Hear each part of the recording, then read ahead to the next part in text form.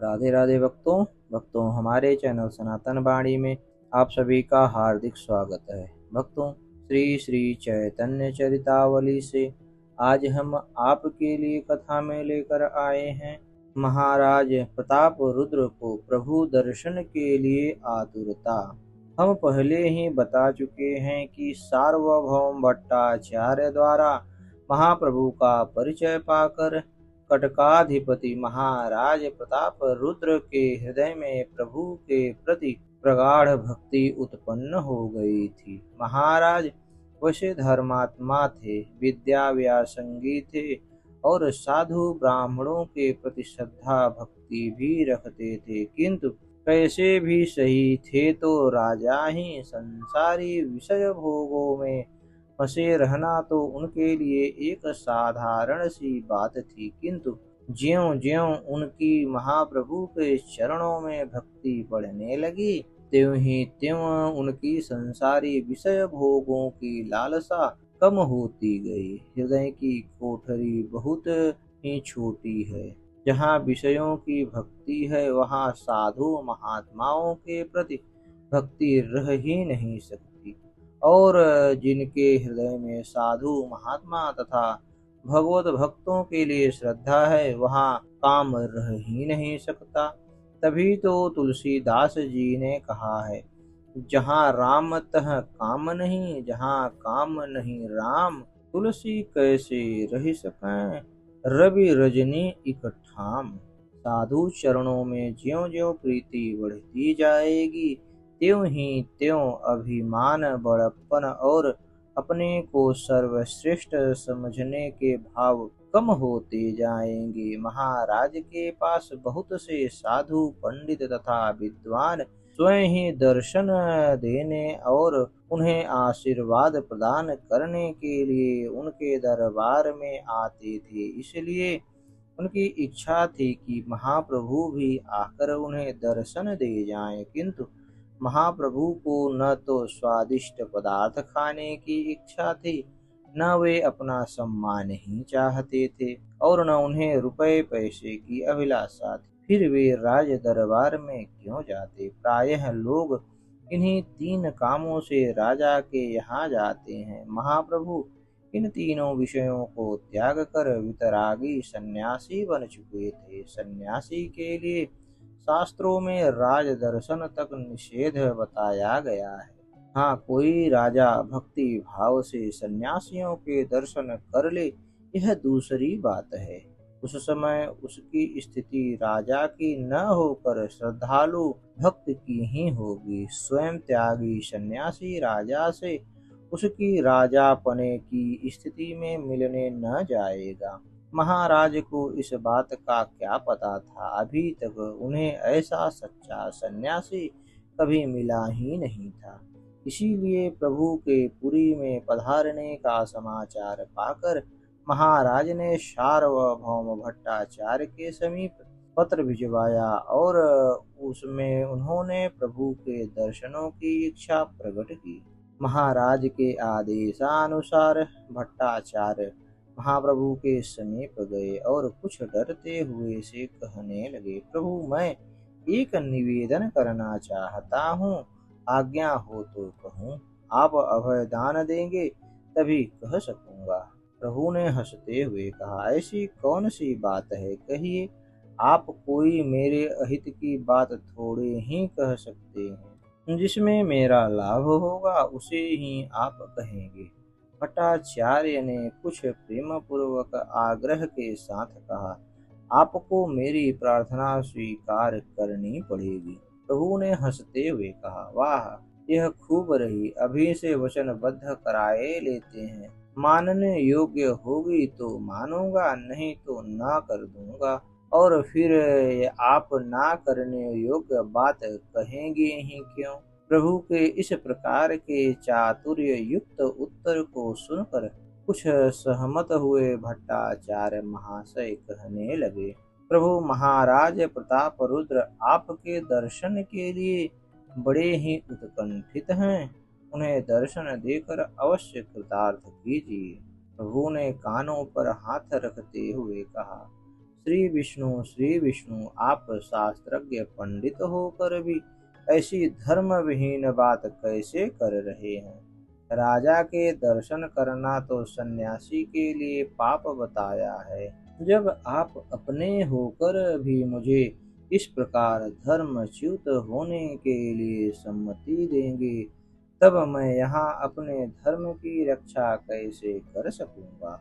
तब तो मुझे पुरी का परित्याग ही करना पड़ेगा। भला संसारी विषयों में फंसे हुए राजा के दर्शन कैसी दुख की बात है। जो भगवत भजन के लिए उत्सुक और अकिंचन होकर इस अपार भव सागर को संपूर्ण रूप पार करना चाहते हैं, ऐसे भगवान की ओर बढ़ने वाले भक्तों के लिए विषय भोगों में फंसे हुए लोगों का और स्त्रियों का दर्शन हाय हाय विष भक्षण से भी अधिक असाधु है। विष भक्षण करने पर तो मनुष्य का इहलोक ही नष्ट होता है, किंतु इन दोनों के संसर्ग से तो लोक परलोक दोनों ही नष्ट हो जाते हैं। इसलिए भट्टाचार्य महाशय, आप मुझे क्षमा करें।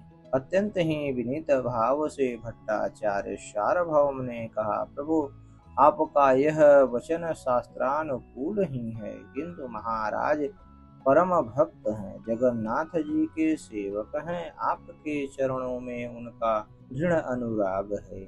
इन सभी कारणों से वे प्रभु के कृपा पात्र बनने के योग्य हैं। आप उनसे राजा बने के भाव से न मिलिए।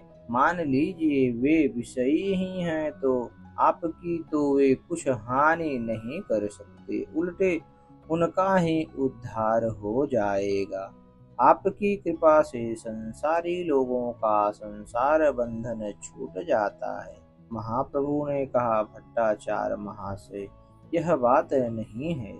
त्यागी पुरुषों को स्त्रियों की और विषयी पुरुषों की आकृति से भी डरना चाहिए, क्योंकि सांप से जिस प्रकार चित्त में क्षोभ होता है, उसी प्रकार उसकी आकृति से भी होता है। फिर उनके साथ वार्तालाप और संसर्ग करना तो दूर रहा।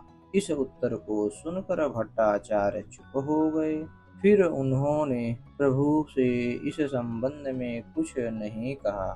वे विषण्ण मन से अपने घर लौट गए और सोचने लगे कि राजा को क्या उत्तर लिखूं। इसी सोच विचार में वे 2-3 दिन पड़े रहे। उन्होंने राजा को कुछ भी उत्तर नहीं लिखा। इसी बीच में राय रामानंद जी विद्यानगर से कटक होते हुए पुरी में प्रभु के दर्शन के निमित्त आए। प्रभु उन्हें देखते ही एकदम खिल उठे और भूमि में पड़े हुए राय रामानंद जी को उठाकर उनका गाढ़ालिंगन किया। बार बार छाती से लगाते हुए प्रभु कहने लगे, मुझे राम ही नहीं मिले, आनंद के सहित राम मिले हैं। अब मेरे आनंद की सीमा नहीं रही। अब मैं निरंतर आनंद सागर में ही गोते लगाता रहूंगा।